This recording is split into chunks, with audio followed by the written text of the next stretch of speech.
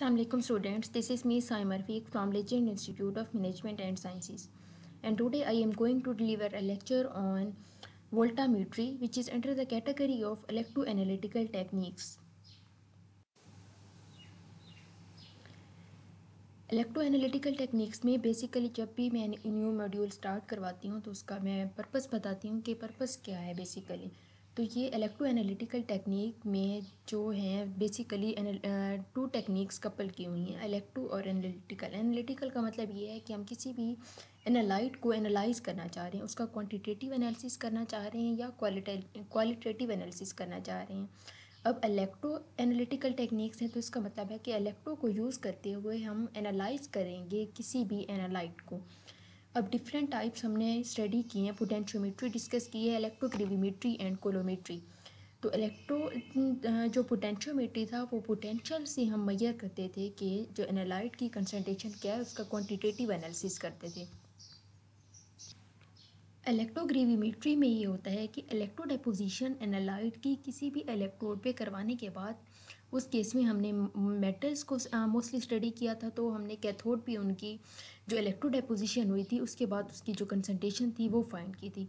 कोलोमेट्री में हमने चार्ज से कंसंट्रेशन फाइंड की थी, मतलब चार्ज से हमने ये अंदाज़ा लगाया था कि अगर चार्ज है तो चार्ज से फिर उसकी कंसंट्रेशन एनालाइट की कितनी होगी। अब कोलोमेट्री में भी हम कोलोमेट्री में ऐसा होगा कि हम पोटेंशियल को कांस्टेंट रखेंगे, और जो करंट है करंट को मेजर करेंगे और करंट की वैल्यू से हम ये चेक करेंगे कि जो एनालाइट की कंसंट्रेशन है वो कितनी है। तो voltammetry is an electrochemical method in which information about an analyte is obtained from current. तो जो करंट की वैल्यू है वो हमें ये बताएगी कि जो एनालाइट है उसकी कंसंट्रेशन कितनी है। अब वो किस तरीके से बताए कि उसकी इंस्ट्रूमेंटेशन, ये इसकी वर्किंग और प्रिंसिपल ये हमने डिस्कस करना है। वोल्टामेट्री में होता ये है कि वोल्टेज जो हम अप्लाई कर रही होती हैं उसको हम वोल्टेज अप्लाई करने के साथ करंट का रिस्पॉन्स देख रही होती हैं, और करंट की जो वैल्यू है उसे हम कंसंट्रेशन फाइंड करते हैं। और बेसिकली इसमें मैयर हम क्या कर रही होती हैं, वोल्टेज हम वेरी कर रही होती हैं, और मैयर क्या करते हैं, करंट मैयर करते हैं। रिड्यूस आइन इन द इलेक्ट्रोड, इसमें रिड्यूस का ऑप्शन क्यों है, क्योंकि यहाँ जो मोस्टली हम यूज़ करते हैं, क्योंकि इस केस में एनालाइट सोल्यूशन है, एनालाइट सोल्यूशन और सेपरेट किया, मतलब एनालाइट सोल्यूशन जैसे कैडमियम सल्फेट है तो कैडमियम 2 पॉजिटिव सोल्यूशन की फॉर्म में सोल्यूशन में प्रेजेंट है। अब 2 पॉजिटिव से कैडमियम जब कैडमियम में कन्वर्ट होगा तो वो इलेक्ट्रॉन गेन करेगा, और इलेक्ट्रॉन गेन करने को हम कहते हैं कि ये रिडक्शन है। That is the reason we say reduce ion in the electrode। और वोल्टामेट्री में भी 3 टाइप के इलेक्ट्रोड यूज़ होते हैं, वर्किंग इलेक्ट्रोड, ऑक्सिलरी या counter electrode and reference electrode. Working electrode important है, इसकी जो डिटेल है वो हम एक सेपरेट लेक्चर में डिस्कस करेंगे, लेकिन फ़िलहाल यहाँ हम ये स्टडी करते हैं कि आपको पता है कि वर्किंग इलेक्ट्रोड वो इलेक्ट्रोड होता है जहाँ इलेक्ट्रोकेमिकल जो रिएक्शन है, जो हमारा एनालाइट ऑफ इंटरेस्ट है उस इलेक्ट्रोड के ऊपर रिएक्शन होता है। वर्किंग इलेक्ट्रोड पे वही रिएक्शन होता है जिस एनालाइट को हमने स्टडी करना होता है। तो working electrode is the electrode in which in a electrochemical cell on which reaction of the interest is occurring. Working electrode is often used in conjugation with the auxiliary electrode. Sometime हम 2 electrode system, reference electrode और working electrode system ही use करते हैं। Reference electrode के reference से ही हम working electrode का जो potential है वो मेजर करते हैं, लेकिन ऑक्सिलरी इलेक्ट्रोड या काउंटर इलेक्ट्रोड को भी हम डिफरेंट पर्पस के लिए यूज़ करते हैं। जैसे हमने कोलोमेट्री में भी ऑक्सिलरी इलेक्ट्रोड यूज़ किया था, चाहे वो कंट्रोल करंट कोलोमेट्री था या control potential coulometry, because auxiliary electrode के डिफरेंट जो पर्पस है वो हम जो नेक्स्ट स्लाइड है उसमें डिस्कस करते हैं। लेकिन ये है कि वो वर्किंग इलेक्ट्रोड की फंक्शन के लिए यहाँ ऑक्सिलरी इलेक्ट्रोड का होना मस्ट है, क्योंकि वर्किंग इलेक्ट्रोड के साथ अगर ऑक्सिलरी इलेक्ट्रोड को कपल ना किया जाए तो वर्किंग इलेक्ट्रोड जो है वो प्रॉपरली फंक्शन परफॉर्म नहीं कर सकेगा वोल्टामेट्री में। तो it is often coupled with the auxiliary electrode. Working electrode voltammetry के केस में उनकी कंपोजिशन क्या है, समटाइम वो गिलासी कार्बन से बने होते हैं, sometime gold, platinum and mercury, ये डिफरेंट जो एलिमेंट्स हैं इनसे वर्किंग इलेक्ट्रोड बने हुए होते हैं वोल्टामीटर के केस में। Auxiliary electrode. Auxiliary electrode, often also called counter electrode, used in the voltammetric analysis in which a electric current is expected to flow. Expected का मतलब क्या है कि ये मस्ट है कि जब हम पोटेंशियल को वेरी कर रहे होंगे तो यहाँ इलेक्ट्रिक करंट प्रोड्यूस होगा, और वोल्टामेट्री में हम मेजर ही करंट करते हैं। In voltammetric method we measure the current as a function of applied potential to a small electrode. Complete the circuit between the potential state and working electrode. जो auxiliary electrode है, जो यहाँ इस case में auxiliary electrode हम use ही इसलिए करते हैं कि जो प्रॉपर फंक्शनिंग है वर्किंग इलेक्ट्रोड का, वो वर्किंग इलेक्ट्रोड का प्रॉपर फंक्शन परफॉर्म होता रहे। क्योंकि जब हम करंट को इंक्रीज़ करते हैं तो करंट की वैल्यू इंक्रीज़ करने से जो ये चांस होता है कि वर्किंग इलेक्ट्रोड ब्रेक हो जाए, तो जो मोस्टली करंट है वो एक्सिलरी इलेक्ट्रोड से पास हो जाता है, और वो जो पोटेंशियल स्टेट और वर्किंग इलेक्ट्रोड के बिटवीन सर्किट है वो भी मेंटेन रहता है।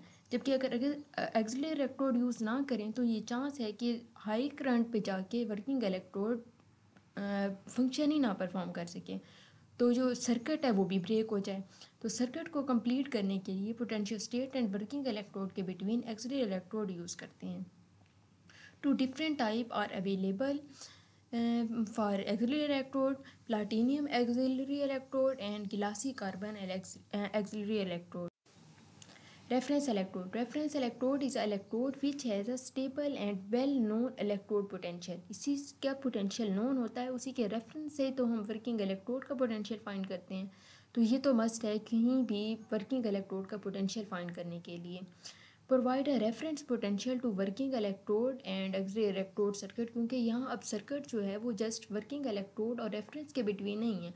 वर्किंग इलेक्ट्रोड का जो एक्सिलरी इलेक्ट्रोड है असल में वो कपल्ड है वर्किंग इलेक्ट्रोड के साथ। तो जहाँ भी हम बात करेंगे वर्किंग इलेक्ट्रोड की, वहाँ एक्सिलरी इलेक्ट्रोड भी यहाँ कपल्ड होगा। Two type of the reference electrode are mostly use in voltammetry: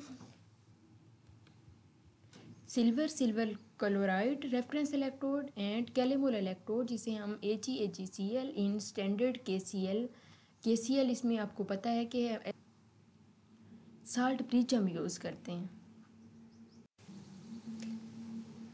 ये वोल्टामेट्री की इंस्ट्रूमेंटेशन है।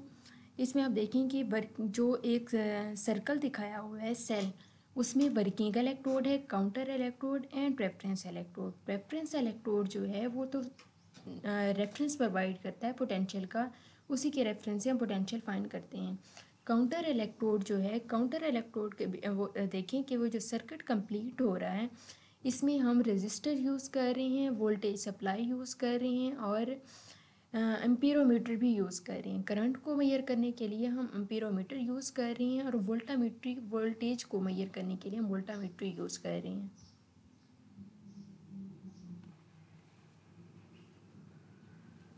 अब इस इंस्ट्रूमेंटेशन में जो समझने वाली बात ये है कि काउंटर इलेक्ट्रोड और वर्किंग इलेक्ट्रोड का मैंने आपको कहा कि ये कपल्ड किए गए हैं कि इसका क्या पर्पस है। तो वो जो करंट पास होता है, current pass between the working electrode and counter electrode, इनके बिटवीन जब पास होगा तो पहले काउंटर इलेक्ट्रोड जो है मोस्टली जो करंट की जो मोस्टली करंट को फेस करेगा काउंटर इलेक्ट्रोड, उसके बाद करंट जो है वर्किंग इलेक्ट्रोड की तरफ आएगा,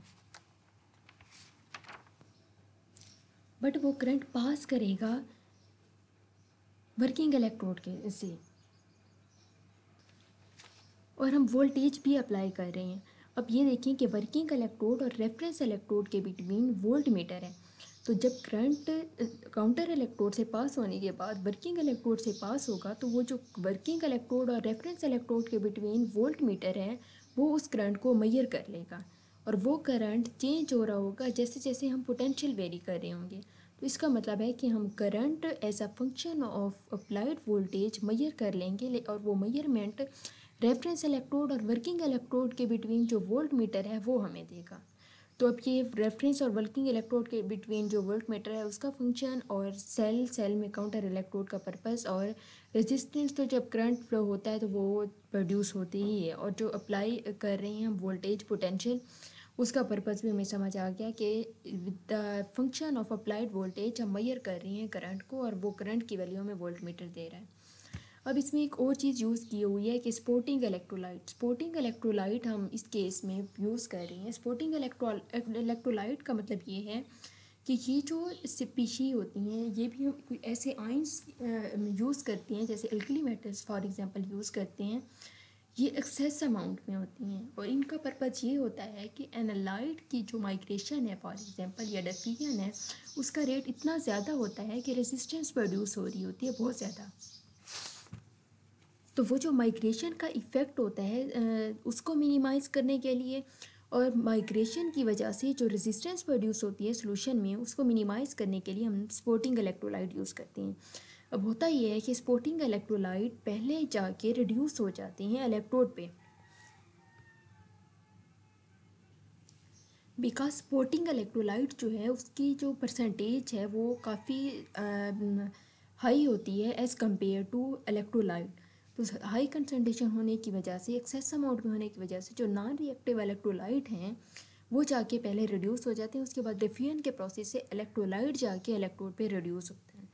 तो उससे ये है कि रेजिस्टेंस से और माइग्रेशन को जो इफ़ेक्ट है उससे हम प्रिवेंट करते हैं। उससे बचने के लिए हम स्पोर्टिंग इलेक्ट्रोलाइट यूज़ करते हैं और वो मोस्टली अल्कली मेटल होता है। अब इसमें जो इंस्ट्रूमेंटेशन में यूज़ किए हुए हैं working electrode, micro electrode whose potential is varied with time. Working electrode का तो टाइम के साथ जो पोटेंशियल है वो चेंज होता रहेगा और पोटेंशियल के साथ करंट हम मेजर कर लेंगे। तो हम पहले ये चेक करेंगे कि टाइम के साथ हम पोटेंशियल को किस तरीके से वेरी कर रहे हैं। पोटेंशियल को जिस रेशो से वेरी कर रहे होंगे टाइम के साथ, उसी के रिस्पेक्ट से ही करंट की वैल्यू आएगी। तो हम पहले ये देखेंगे कि टाइम के साथ हम जो पोटेंशियल अप्लाई कर रहे हैं वो किस तरीके से कर रहे हैं। आगे हम ये भी स्टडी करेंगे कि हम उसे लिनियरली क्या इंक्रीज़ कर रहे हैं, हम पल्स फॉर्म में दे रहे हैं, स्क्वायर वेव की फॉर्म में दे रहे हैं। जिस भी फॉर्म में हम अब पोटेंशियल अप्लाई करेंगे उसी के ही रिस्पेक्ट से हमारे पास करंट की वैल्यू आएगी और करंट की वैल्यू से हम क्वांटिटेटिव एनालिसिस करेंगे। तो ये एक इम्पॉर्टेंट चीज़ है कि हम पोटेंशियल को अब टाइम के रिस्पेक्ट से अप्लाई कैसे कर रहे हैं। फर्स्ट ऑफ ऑल हम पोटेंशियल को टाइम के रिस्पेक्ट से जिस तरीके से अप्लाई करेंगे उसी रिस्पेक्ट से करंट की वैल्यू देखेंगे। तो यहाँ टाइम भी एक इम्पॉर्टेंट फैक्टर है, बट जो मेन रिलेशन है वो हम पोटेंशियल और वर्क का देखेंगे। With the function of potential हम करंट मेजर करेंगे। Reference electrode potential remain constant, इस केस में हम सिल्वर क्लोराइड और कैलमोल इलेक्ट्रोड यूज़ कर सकते हैं। एक्सिलरी इलेक्ट्रोड मोस्टली हम प्लाटिनियम का यूज़ करते हैं। मर्करी और platinum that complete circuit electron from the signal source through the solution to be working electrode. ये जो इसकी डिटेल है मैं आपको बता चुकी हूँ। Supporting electrolyte excess of non reactive electrolyte to conduct current. तो ये नॉन रिएक्टिव इलेक्ट्रोलाइट्स होते हैं मोस्टली अल्कली मेटल्स, लेकिन ये माइग्रेशन और रेजिस्टेंस के इफेक्ट को रिड्यूस करने के लिए वोल्टामेट्री में यूज़ किए जाते हैं।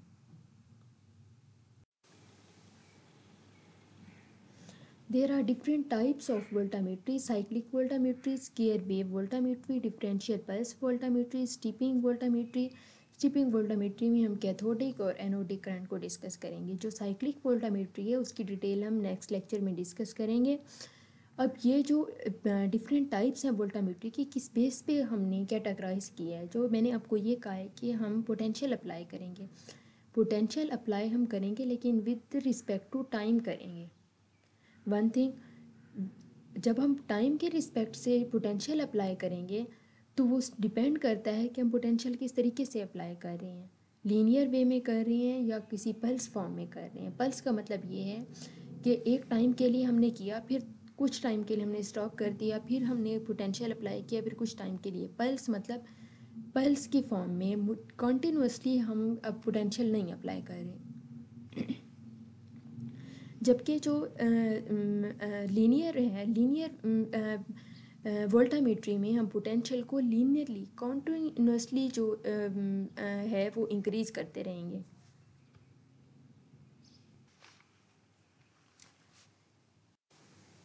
इसमें फर्स्ट ऑफ ऑल हम स्टडी करते हैं कि linear sweep voltammetry. Linear sweep voltammetry में जो time with respect to time हम पोटेंशियल अप्लाई करेंगे, चाहे वो लीनियर स्वीप हो या फिर स्क्वायर वेव हो, पल्स वोल्टामेट्री हो। लीनियर स्वीप वोल्टामेट्री के केस में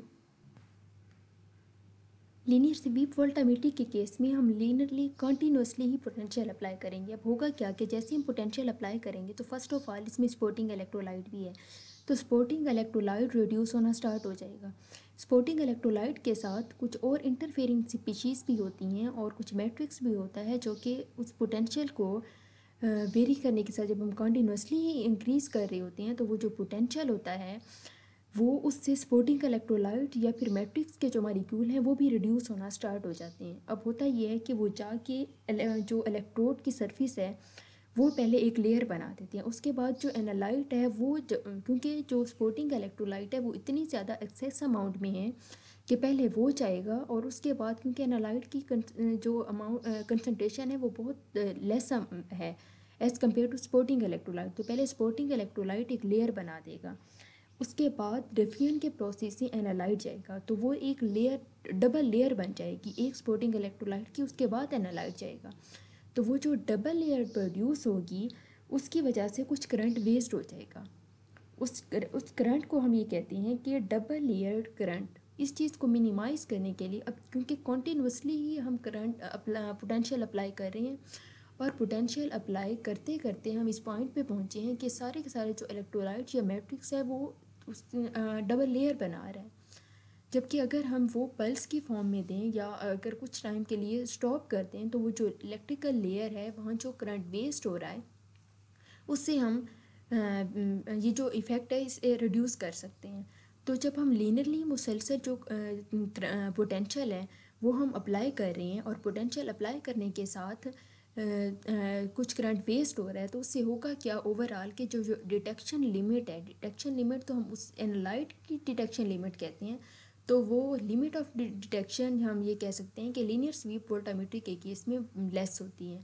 सेंसिटिविटी भी लेस होती है। सेंसिटिविटी का मतलब ये है कि कितनी एक सोल्यूशन है, एक सोल्यूशन के अंदर कितनी लेस अमाउंट को वो डिटेक्ट कर सकता है। तो ये सिर्फ जो माइक्रोमोलर कंसनट्रेशन में अगर एनालाइट है तो voltammeter linear sweep voltammeter just उसे कर सकता है। इससे कम अमाउंट में अगर है तो वो यही होगा कि उसे वो डिटेक्ट नहीं कर सकेगा क्योंकि जो कुछ करंट है वो तो डबल लेयर को रिड्यूस करने में ही, डबल लेयर करंट की वजह से जो कुछ करंट वेस्ट हो रहा है वो एक वेस्टेज हुई है। तो जो अगर बहुत ज़्यादा लेस अमाउंट में मोलर माइक्रोमोलर से कम कंसनट्रेशन में अगर कोई एनालाइट है तो वो उसे स्टडी नहीं कर सकेगा। तो ये सबसे जो लीनियर स्वीप वोल्टामीटर की लिमिटेशन है और लीनियर स्वीप वोल्टामीटर को इसीलिए ही हम रिड्यूस करके फिर पल्स वेव में लेके आए हैं कि इस केस में जो सेंसिटिविटी है और लिमिट ऑफ डिटेक्शन है वो बहुत कम है। Square wave voltameter, square wave voltameter भी पल्स वोल्टामीटर की ही टाइप है। पल्स वोल्टामीटर में ये होता है कि हम पोटेंशियल अप्लाई करते हैं उसके बाद कुछ टाइम के लिए कांस्टेंट कर देते हैं, मतलब जो दे रहे हैं उसी पे ही रहते हैं, मुसलसल जो कंटिन्यूस इंक्रीज़ है वो नहीं कर रहे होते हैं। फिर कुछ टाइम के लिए देते हैं फिर स्टॉप कर देते हैं। तो ये जो स्केयर वेव वोल्टामीटर है ये पल्स वोल्टामीटर की टाइप है। और फॉर एग्ज़ाम्पल हमने एक टाइम के लिए पोटेंशियल अप्लाई किया उस और वो जो पोटेंशियल अप्लाई करने से करंट की वैल्यू है वो इंक्रीज़ हुई और उस करंट को हमने मेजर कर लिया। फिर हमने उसे कांस्टेंट रखा। कांस्टेंट रखने से ये होगा कि जब हम पोटेंशियल अप्लाई नहीं करेंगे तो जो स्पोर्टिंग इलेक्ट्रोलाइट या मैट्रिक्स के आयंस हैं वो रिड्यूस नहीं होंगे, तो वो जो कुछ करंट वहाँ वेस्ट हो रहा था यहाँ वो वेस्ट नहीं होगा। हम कुछ टाइम के लिए हम स्टॉप रखेंगे, फिर हम जैसे ही पोटेंशियल अप्लाई करेंगे तो उस टाइम हमारा एनालाइट जाएगा। तो जब करंट पोटेंशियल अप्लाई करेंगे तो करंट भी इंक्रीज़ होगा। अब जैसे ही हमने पोटेंशियल इंक्रीज़ किया है उसी पॉइंट पे ही हम करंट की वैल्यू फाइंड कर लेंगे, फिर कांस्टेंट रखेंगे। कांस्टेंट जब रखेंगे तो उस टाइम जो करंट की वैल्यू है वो हम मेजर नहीं कर रहे होंगे, हम करंट की वैल्यू वो फाइंड करेंगे जैसे ही हमने पोटेंशियल इंक्रीज़ किया। जब कांस्टेंट रखेंगे तब नहीं फाइंड करेंगे, कांस्टेंट रखने के बाद फिर हम अप्लाई करेंगे। तो square wave voltammeter is the form of linear sweep voltammeter which has found numerous application in various field when first reported in 1957 और इसमें ड्रॉपिंग मटेरियल इलेक्ट्रोड यूज़ किया था। Reference electrode. Reference electrode is an electrode which has a stable and well known electrode potential. इसी का potential known होता है, उसी के reference से तो हम working electrode का potential find करते हैं. तो ये तो must है कहीं भी working electrode का potential find करने के लिए. Provide a reference potential to working electrode and auxiliary electrode circuit, क्योंकि यहाँ अब circuit जो है वो just working electrode और reference के between नहीं है. Working electrode का जो ऑक्सिलरी इलेक्ट्रोड है असल में वो कपल्ड है वर्किंग इलेक्ट्रोड के साथ. तो जहाँ भी हम बात करेंगे वर्किंग इलेक्ट्रोड की वहाँ ऑक्सिलरी इलेक्ट्रोड भी यहाँ कपल्ड होगा. Two type of the reference electrode are mostly use in voltammetry. Silver chloride reference electrode and calomel electrode, जिसे हम AgCl इन स्टैंडर्ड KCl इसमें आपको पता है कि साल्ट ब्रिज हम यूज़ करते हैं.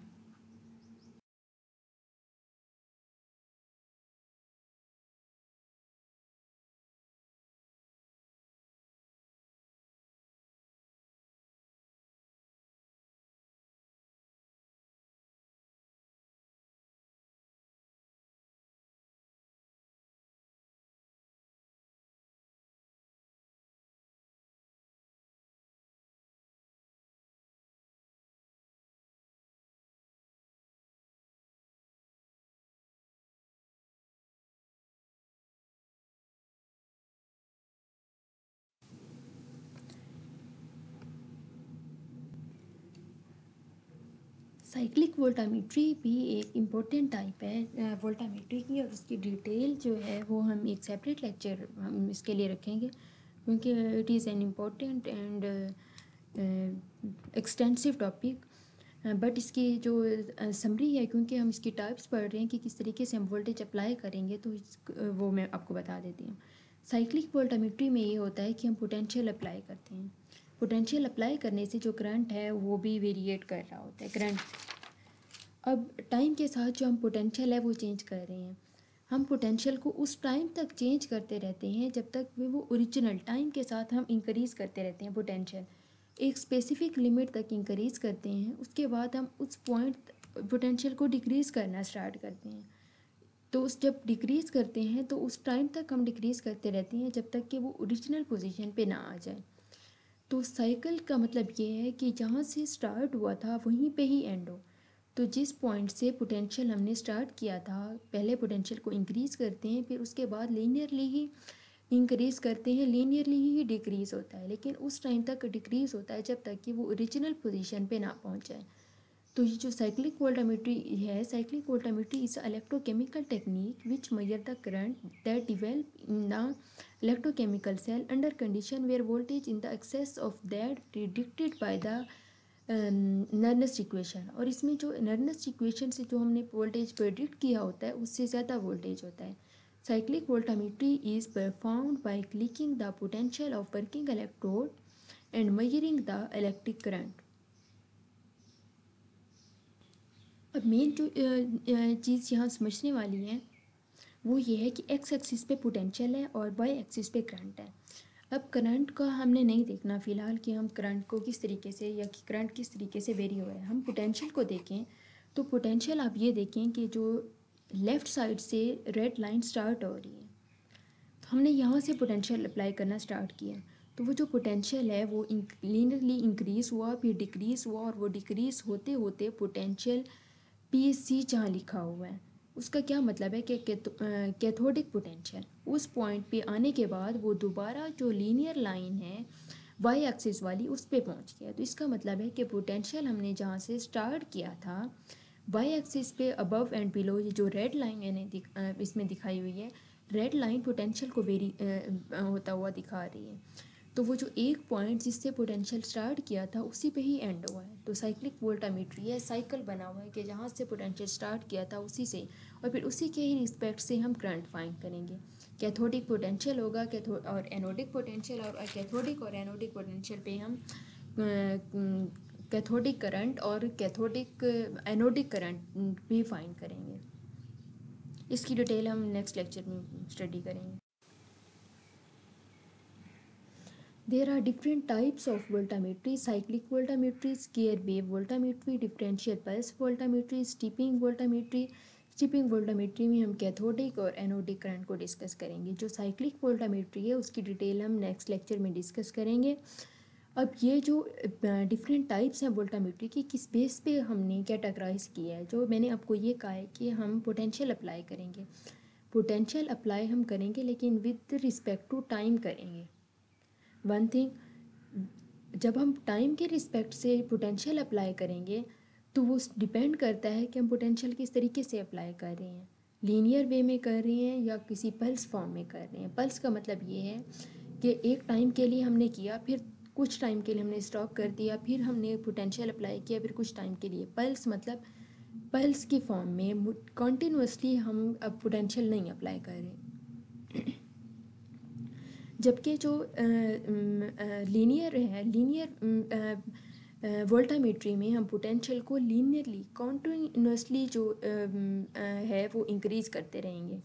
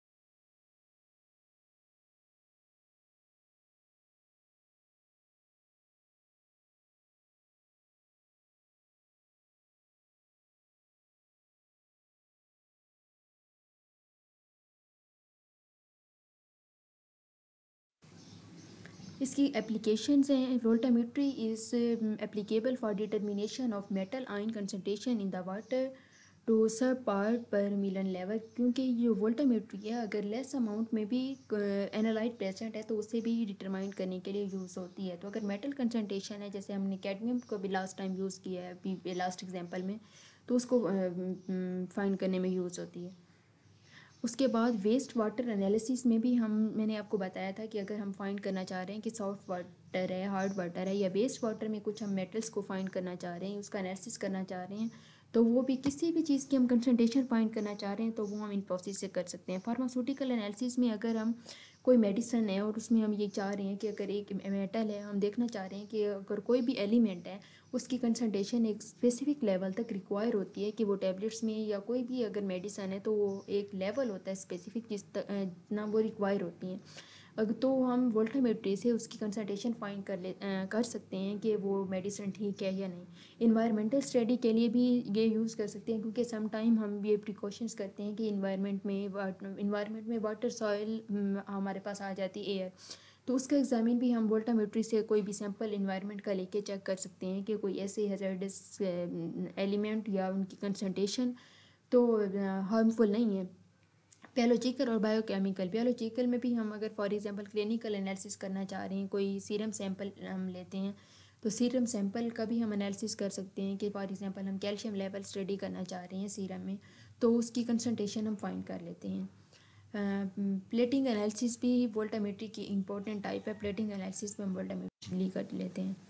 Handles high salt concentration better than chromatographic instrumentation. इसमें साल्ट कंसंट्रेशन अगर, क्योंकि क्रोमेटोग्राफी में ये है कि साल्ट कंसंट्रेशन से वो, अगर हम HPLC की बात करें तो जो कॉलम है साल्ट की वजह से वो ब्लॉक हो जाता है। तो जो एक स्टीप वे में हम जब मोबाइल फेस को मूव करवाते हैं कॉलम, तो वो कॉलम को ब्रेक कर सकता है और ब्लीडिंग का चांस होता है। जबकि इस केस में हमने ये देखा कि साल्ट अगर कोई और आयन भी प्रेजेंट है तो उससे अगर रेसिडुअल करंट तो मे बी आ जाए, लेकिन कोई इसके अलावा इतनी हार्मफुल इफेक्ट नहीं है as compare to chromatographic instrumentation. Extremely low detection limit, इसकी जो डिटेक्शन लिमिट है वो लो है, जैसे मैंने आपको बताया कि माइक्रो अमोलर तक की वो स्टडी कर सकते हैं। Can detect a wide range of species, जो कि हम पहले स्टडी कर चुके हैं कि बहुत सारी स्पीशीज़ ऑर्गेनिक इनऑर्गेनिक स्पीशीज़ को वोल्टामेट्री से हम इजीली डिटरमाइन कर सकते हैं। मैं इसे समराइज़ कर देती हूँ। वोल्टामेट्री में असल में हम पोटेंशियल को अप्लाई करके करंट को मेजर कर रहे होते हैं। और पोटेंशियल को वेरिएट करने के मैंने आपको बताया कि लीनियर वे में कर सकते हैं, स्वीप वे में कर सकते हैं, पल्स फॉर्म में, डिफरेंशियल पल्स फॉर्म में। और इसकी रीज़न ये है कि लीनियर केस में तो वैसे ही डिटेक्शन लिमिट, ओवरऑल वोल्टामेट्री की जो डिटेक्शन लिमिट है वो लेस है, सेंसिटिविटी भी लेस है। लेकिन लीनियर के केस में, लीनियर स्वीप के केस में तो वैसे ही कम है। तो इस केस में हम, इस वजह से हम पल्स फॉर्म में आए। और हमने साइक्लिक वोल्टामेट्री की भी, ये भी पल्स वोल्टामेट्री की टाइप है, और हमने साइक्लिक वोल्टामेट्री को स्टडी किया। अब इसमें मेन प्रोसेस में वोल्टामेट्री में डिफरेंट टाइप के जो रेफरेंस, एक्सिलरी और वर्किंग इलेक्ट्रोड को स्टडी किया, उनका पर्पस क्या है और वोल्टामेट्री का पर्पस क्या है, ओवरऑल हम करंट को कैसे मेजर करते हैं। और उससे जैसे भी हम प्रोसेस होता है डिफरेंट करंट को भी मिनिमाइज़ करते हुए, और उससे रेसिडुअल करंट आता है, लिमिटिंग करंट। तो वो जो ग्राफ है मेन, वो उसके जो आउटकम है, हम ये कह सकते हैं कि जो आउटकम है वोल्टामेट्रिक मेथड का, वो जो ग्राफ हमने डिस्कस किया उसमें डिफरेंट करंट या डीकम्पोजिशन करंट को हमने मेजर किया, और उसके बाद जो रेसिडुअल करंट है उसको स्टडी किया। और लिमिटिंग करंट मतलब जब सारी का सारा एनालाइट रिड्यूस हो चुका होता है, तो उस टाइम कोई भी जो एज सच इन वो चेंज होता है करंट में पोटेंशियल को वेरिएट करने के साथ, वो नहीं आ रहा होता, क्योंकि सारे के सारे एनालाइट रिड्यूस हो चुका होता है। तो it was all about voltammetry. Thank you.